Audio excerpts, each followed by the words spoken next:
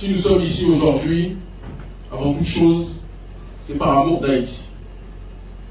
Nous avons fait sans doute le voyage le plus long de notre vie. Pourtant, nous avons visité et voyagé aux 4 coins du monde depuis tant d'années dans le cadre de notre combat panafricaniste. Nous sommes partis d'Éthiopie.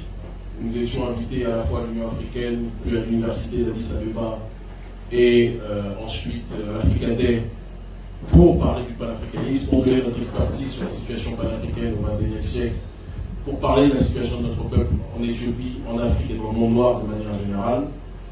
Nous avons quitté l'Éthiopie et parce que, de par notre combat politique, nous ne sommes pas autorisés à traverser certains pays que Haïti connaît bien, nous avons dû faire un détour, faire quasiment le tour du monde et mettre 48 heures, un peu plus de 48 heures pour arriver.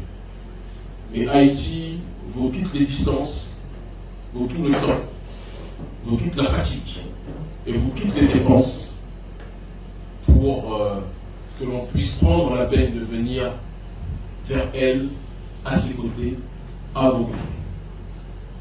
Comme l'a dit le frère Jory, nous venons dans le cadre de la tournée internationale panafricaniste que nous effectuons, dans l'optique des 10 ans de notre ONG internationale Urgence panafricaniste, organisation qui lutte pour la justice sociale, qui lutte contre la malgouvernance, qui lutte contre le néocolonialisme et pour la souveraineté des peuples noirs aux 4 coins du monde.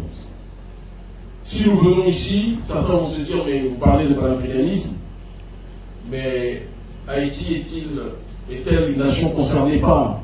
Je dirais que non seulement Haïti est concernée, mais Haïti est la matrice du combat que nous menons.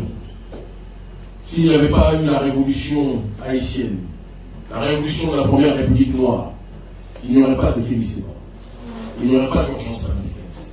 S'il n'y avait pas eu des esclaves rebelles de toute confession, d'ailleurs beaucoup de gens devraient s'en inspirer au moment où certains aiment les divisions puériles, des esclaves rebelles de toute confession spirituelle, de toute confession religieuse, de différentes ethnies, des hommes, des femmes, qui avaient décidé de se réunir et d'effectuer un élément fondateur, un moment fondateur de la nation haïtienne qui était la cérémonie du bois caïman.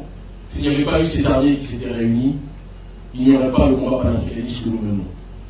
Haïti est la matrice du panafricanisme. Et donc nous retrouver au XXIe siècle sur les terres haïtiennes, aux côtés du peuple haïtien, qui souffre fondamentalement aujourd'hui, c'est de notre responsabilité, c'est de notre devoir. Et il en revient de notre obsession de tout faire pour contribuer à ce que Haïti puisse se relever.